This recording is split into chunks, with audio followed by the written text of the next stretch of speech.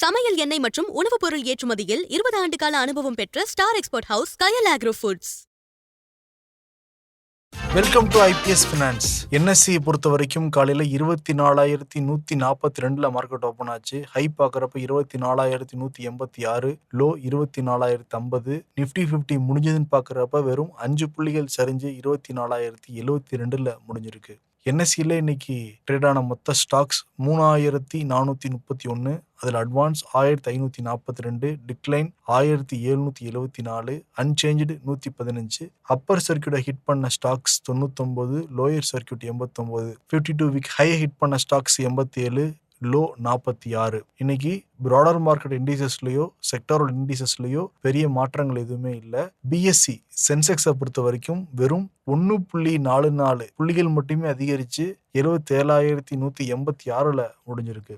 Commodity market MCX சந்தையை பொறுத்த வரைக்கும் கோல்டு 0.18% சரிஞ்சு 1,41,601 ட்ரேட் ஆகிக்கிட்டு இருக்கு. சில்வரை பொறுத்த வரைக்கும் 0.8 சரிஞ்சு 2,18,880 ட்ரேட் ஆகிக்கிட்டு இருக்கு. க்ரூட் ஆயிலை பொறுத்த வரைக்கும் 0.55% ஏற்றத்தோட 7,252 ட்ரேட் ஆகிட்டு இருக்கு. அதே மாதிரி காப்பர் 0.1% ஏற்றத்தோட 1,313 ட்ரேட் ஆகிட்டு இருக்கு. வாங்க நிறைய Q1 ரிசல்ட்ஸ் தொடர்ந்து ரிலீஸ் ஆகிட்டு இருக்கு. அதை பத்தி இன்னைக்கு மார்க்கெட் நிலவரத்தை பத்தி எல்லாம் பொருளாதார விமர்சகர் நாகப்பன் சார் கிட்ட பேசுவோம். அதுக்கு முன்னாடி பங்குச்சந்தை தொடர்பாக பொருளாதாரம் தொடர்பாக உங்களுக்கு என்னென்ன சந்தேகங்கள் இருக்கோ எல்லா சந்தேகங்களையும் மறக்காம கமெண்ட் செக்ஷன்ல பதிவிடுங்க.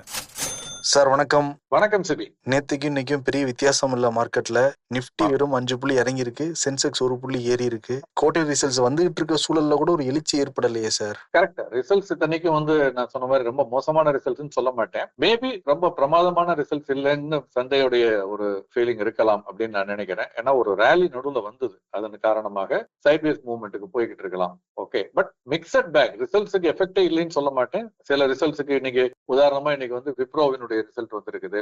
இன்ஃபேக்ட் ரிசல்ட் ரொம்ப பிரமாதம்னு சொல்ல முடியாதனால பங்கினுடைய விலை 1.25% ஏறி இருக்கு. ரிசல்ட் மோசம் இல்லைன்னு தான் நான் சொல்லுவேன், பிரமாதம்னு சொல்ல மாட்டேன். மேங்களூர் ரிஃபைனரி ரிசல்ட் ரொம்ப பிரமாதம், அது 10% ஏறி இருக்கு இன்னைக்கு. அதே மாதிரி பிஹெச்இஎல் அந்த நிறுவனத்துடைய முடிவுகள் வெளியானது 4% அதனுடைய பங்கினுடைய விலை ஏறி இருக்கு. ஸோ ரிசல்ட்டுக்கு எஃபெக்டே இல்லைன்னு சொல்ல முடியாது, இருக்கு. பட் இதுல பெரும்பாலான பங்குகள் குறியீட்டில் இல்லாத பங்குகளா இருக்கு. இப்ப விப்ரோ தான், இப்ப நான் சொன்னதுல விப்ரோ தான் குறியீட்டுல இருக்குது நிப்டில. சோ அந்த மாதிரி இருக்கும் பொழுது அதனுடைய தாக்கம் உங்களுக்கு குறியீட்டுல பெருசா தெரியல அப்படின்னு தான் நான் நினைக்கிறேன். சைட்வேஸ் மூவ்மெண்ட், கன்சாலிடேஷன் பேஸ் தொடர்ந்து கொண்டிருக்கிறது. அப்படி பார்த்தா கூட நிப்டி 100 200 அதுல கூட ப்ராடர் மார்க்கெட் இண்டிசஸ்ல கூட ஒரு பெரிய வித்தியாசம் இல்லாத மாதிரி தானே சரி இருக்கு. நிச்சயமா எல்லாமே ப்ராடர் மார்க்கெட் பாத்தீங்கன்னா 100, 200, 500 அல்லது மிட் கேப், ஸ்மால் கேப் அப்படின்னு நீங்க எந்த குறியீட்டு எடுத்தாலுமே எந்த குறியீட்டுலயுமே ஒரு சிக்னிபிகண்டான மூவ்மெண்ட் இல்ல, ஒரு ஸ்லைட் வீக்னஸ் தான் இருக்குது. இது என்ன காரணம்னா 2 ஏறினா 2 இறங்குது. இப்ப நான் சொன்னது ஏரிய பங்குகளை சொன்னேன். இதற்கு நேர்மாறாக நீங்க ஐடிசி ஹோட்டல்ஸ் பாருங்க, அதனுடைய விலை இன்னைக்கு இறங்கி இருக்குது. அதே மாதிரி சவுத் இந்தியன் பேங்கினுடைய பங்குடைய விலை இறங்கி இருக்கு. இன்னைக்கு காலாண்டு முடிவுகள் வெளியானது. இப்படி சில பங்குகளுடைய விலை இறக்கி இருக்கிறதுனால அந்த ஏற்றத்துக்கும் இறக்கத்திற்கும் சரியாயிடுது. பெரிய அளவுல ஒரு மாறுதல் இல்லை நான் நினைக்கிறேன் சந்தையை பொறுத்தவரை. இன்னைக்கு பெல், எம்ஆர்பிஎல், விப்ரோ, இப்போ நீங்க சொன்ன மாதிரி ITC hotel, South Indian bank, tech மகேந்திராலாம் ரிலீஸ் ஆயிருக்கு சார். அந்த முடிவுகள்லாம் எப்படி வந்திருக்கு? BHEL Bharat heavy electricals limited பொறுத்த வரைக்கும் முதலாம் காலாண்டு ப்ராஃபிட்டுக்கு வந்துட்டாங்க. அதாவது போன ஆண்டு இதே கட்டத்துல பாத்தீங்கன்னா 456 கோடி நிகர நஷ்டமா இருந்தது. இப்ப 382 கோடி ப்ராஃபிட்டுக்கு வந்திருக்காங்க. ரெவென்யூ ஃப்ரம் ஆபரேஷன்ஸ், அதாவது விற்று வரவும் 40% அதிகரிச்சிருக்கு, 7,698 கோடி. ஸோ நெட் ப்ராஃபிட் அதிகரிச்சிருக்கு 382 கோடி, லாஸ்ட் 456 கோடியிலிருந்து. ரெவென்யூ அதிகரிச்சிருக்கு 5,487 கோடியா இருந்தது, இப்ப 7,698 கோடி. இபிட்டா பாசிட்டிவ், இபிட்டா மார்ஜின் 6%. சோ ஓவராலா அந்த பங்கினுடைய செயல்பாடுகள் நல்லா இருக்கு அப்படிங்கிறதுனால இன்னைக்கு பாத்தீங்கன்னா சந்தையில அந்த பங்கினுடைய விலை ஒரு 5% மேல் ஏற்றத்தில் முடிவடைந்தது. 440 ரூபாயை ஒட்டி முடிவடைஞ்சது. இன்னைக்கு மட்டும் 22 ரூபாய் அந்த பங்கினுடைய விலை அதிகரிச்சிருந்தது. அதே மாதிரி இன்னொரு பொதுத்துறை நிறுவனம் பிஹெச்இஎல் எப்படி, அதே மாதிரி இன்னொரு பொதுத்துறை நிறுவனம் பாத்தீங்கன்னா MRPL, Mangalore refinery and petrochemicals limited. இந்த நிறுவனத்தினுடைய செயல்பாடுகள் ரொம்ப வலுவானதாக இருக்கிறதா தான் இன்னைக்கு தெரியுது. நிகர லாபம் 946 கோடி, முந்தைய காலாண்டு பாத்தீங்கன்னா 117 கோடி.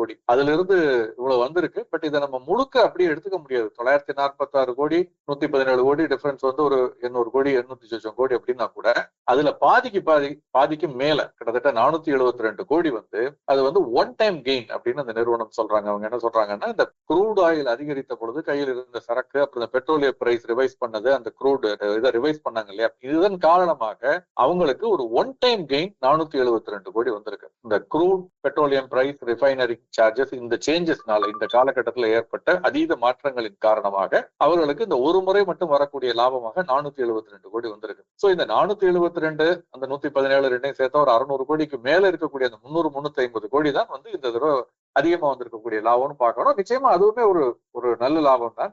நம்ம எப்போதுமே சொல்லி நார்மலைஸ் பண்ணி பார்க்கணும். ப்ராஃபிட்டை நார்மலைஸ் பண்ணணும்னா ஒன் டைம் கெயின் அல்லது ஒன் டைம் லாஸையோ ரிமூவ் பண்ணிட்டு பார்க்கணும். அப்படி பார்த்தால் கூட அதனுடைய செயல்பாடுகள் நல்லா இருக்கு. அதை தொடர்ந்து அந்த பங்கினுடைய விலை இன்னைக்கு 10% மேல் ஏற்றம் கண்டது. 16 ரூபாய் கிட்ட 15 ரூபாய் 86 பைசா ஏறி இருக்கு. 173 ரூபாய் 33 பைசா அப்படின்னு.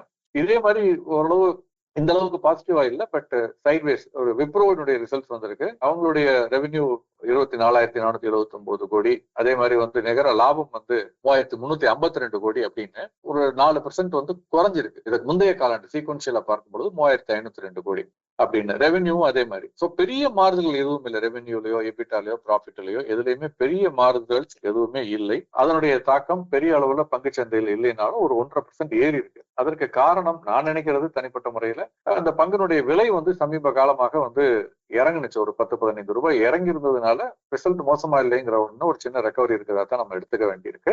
நல்ல ரிசல்ட் கொடுத்தும் விலை இறங்கிய பங்கு ஒண்ணு இருக்கு. இன்னைக்கு வந்ததுல ஐடிசி ஹோட்டல்ஸ் நிகர லாபம் 35% அதிகரிச்சிருக்கு. இயர் ஆன் இயர் பாத்தீங்கன்னா 180 கோடி அதனுடைய லாபம் அதிகரிச்சிருக்கு அப்படிங்கிறத பாக்குறோம். போன வருஷம் வந்து 133 கோடி அப்படிங்கிறது அது வந்து இப்ப 180 கோடியாக அதிகரிச்சிருக்கு. ரெவென்யூ ஃப்ரம் ஆபரேஷன்ஸ் 18% அதிகரிச்சிருக்கு. 815 கோடியா இருந்தது இப்ப 963 கோடி அப்படின்னு. ஆனால் இந்த பங்கினுடைய விலை வந்து இன்னைக்கு பாத்தீங்கன்னா சந்தையில் ஒரு 5% இறக்கத்தை வீழ்ச்சியை சந்தித்திருக்கிறது. இன்னைக்கு மட்டும் ஒரு 9 ரூபாய்க்கு மேல இறங்கி இருக்கு. 174 ரூபாய் கிட்ட வணிகம் நடந்தது. காரணம் என்ன அப்படின்னு பாத்தீங்கன்னா சொல்லப்படுவது, போன ஆண்டு இதே காலாண்டோடு ஒப்பிட்டு பார்த்தால் பெட்டரா இருந்தாலும் சீக்வன்ஷியலா பார்க்கும் பொழுது மார்ச் மாதம் முடிவடைந்த அந்த காலாண்டோடு பார்க்கும் பொழுது இந்த முடிவுகள் வந்து அவ்வளவு சொல்லிக்கும்படியா இல்லை. உதாரணமாக கன்சாலிடேட்டட் ப்ராஃபிட்ஸ் வந்து பாத்தீங்கன்னா 43% ஜூன் குவார்டர்ல குறைஞ்சிருக்கு. மார்ச் குவார்டரோடு ஒப்பிட்டு பார்த்தால் மார்ச் குவார்டர்ல பார்த்தா 315 கோடி அப்படிங்கிறது. சோ குறைஞ்சிருக்கு. இன்னொன்னு வந்து ரெவென்யூ பாத்தீங்கன்னா வந்து 34% குவார்டர் ஆன் குவார்டர் பேசிஸ் பார்க்கும் பொழுது குறைஞ்சிருக்கு. இயர் ஆன் இயர்ல குவார்டர் ஆன் குவார்டர் பார்க்கும் பொழுது, அதாவது மார்ச் மாத குவார்டரோடு ஒப்பிட்டு பார்க்கும் பொழுது 34% குறைஞ்சிருக்கு. சோ போன ஆண்டோடு இந்த ஆண்டு பெட்டரா இருந்தாலும் போன காலாண்டு இதற்கு முந்தைய காலாண்டோடு இப்பொழுது சுமாரா இருக்கிறதுனால சந்தையில வந்து அதனுடைய தாக்கத்தை அந்த பங்கினுடைய விலையில் பார்க்க முடிகிறது. இன்னும் ஒரு பங்கை நான் சொல்லிடுறேன். சவுத் இந்தியன் பேங்க் இந்த நிறுவனத்துடைய முடிவுகள் வெளியாக இருக்கிறது. நிகர வருமானம் அதாவது இன்கம் வருமானம் சொல்ல முடியாது, இன்கம் 13% குறைஞ்சிருக்குது. பட் காலாண்டு லாபம் பாத்தீங்கன்னா 17% அதிகரிச்சிருக்கு. ஓவராலா ஒரு மிக்சட் ரிசல்ட்னு தான் சொல்லணும். அசெட் குவாலிட்டி இதுல எல்லாம் பெரிய சேஞ்சஸ் இல்ல. பங்கினுடைய விலையிலும் பெரிய மாற்றம் எதுவும் இல்லை.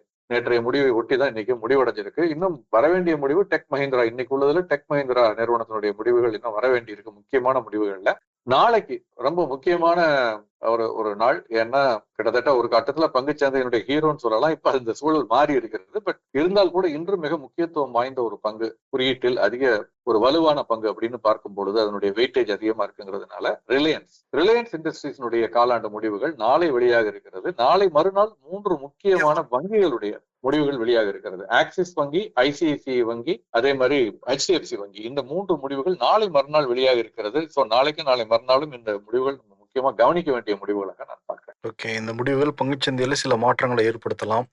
நிச்சயமா. என்ன காரணம்னா இப்ப நான் சொன்ன இந்த 4 பங்குகளுமே குறியீட்டில் உள்ள பங்குகள். அதனால முன்னணி குறியீட்டில் உள்ள பங்குகள் சென்செக்ஸ்ல இருக்கு, நிப்டில இருக்கு. அதனுடைய வெயிட்டேஜும் கொஞ்சம் ஜாஸ்தி. HDFC வங்கியா இருக்கட்டும், ரிலையன்ஸா இருக்கட்டும், இதெல்லாம் வெயிட்டேஜும் ஜாஸ்தி. அப்படி பார்க்கும் பொழுது அந்த ரிசல்ட்ஸ் வந்து அதீதமாக நெகட்டிவாவோ பாசிட்டிவாவோ இருந்ததுனால் விலையில் அதனுடைய தாக்கமும் அது அளவுக்கு இருக்கும். அப்ப சென்செக்ஸ் அல்லது நிப்டில அந்த மாற்றங்கள்ங்கிறதோ இந்த தாக்கம் அதிகமா இருக்கிறதுக்கான வாய்ப்புகள் இருக்கு.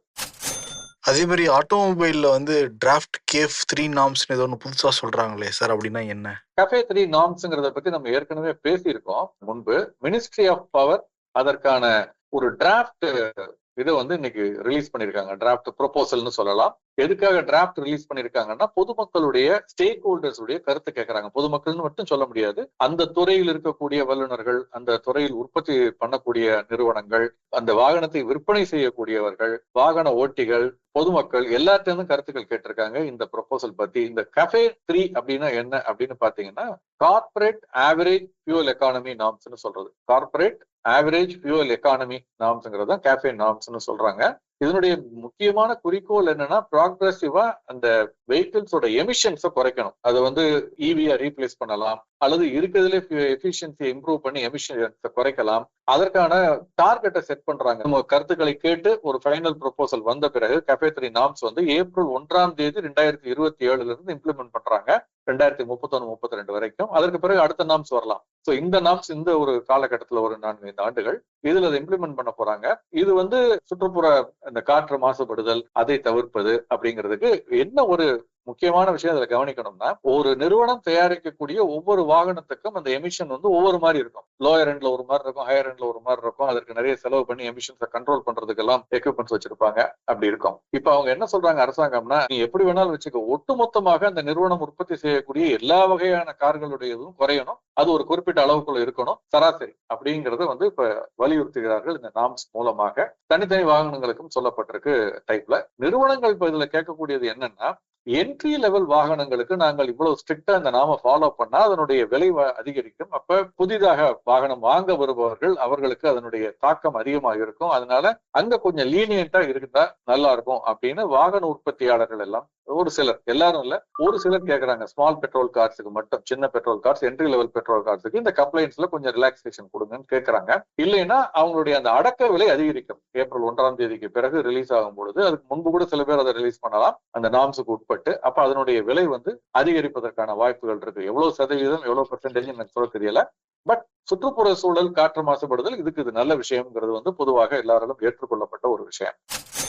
நீ கமாடிட்டில ஒரு பெரிய சேஞ்சஸ் எதுவுமே இல்ல. ஆமா, இதை நீங்க தான் கவனிச்சீங்களா சார்?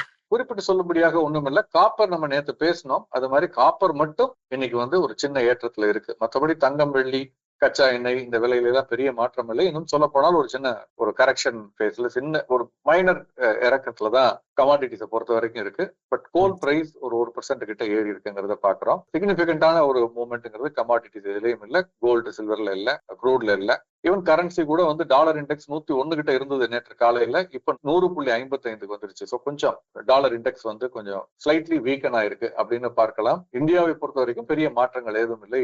நீங்க அந்த ரூபாயினுடைய கரன்சி டெரிவேட்டிவ்ஸ் மார்க்கெட்ல பாத்தீங்கன்னா ஒரு 4 பைசா இறங்கி இருக்கு, 96.44, அவ்வளவுதான். சிக்னிபிகண்டான மாற்றங்கள் எதுவுமே இல்லை கரன்சி கமாடிட்டிஸ்ல. சிறப்புங்க சார், நேரம் கொடுத்து நிறைய விஷயங்களை பகிர்ந்துக்கிட்டீங்க. குறிப்பா அந்த Q1 ரிசல்ட் நிறைய விஷயங்களை சுவாரஸ்யமா சூப்பரா சொன்னீங்க சார். ரொம்ப நன்றி சார். நன்றி.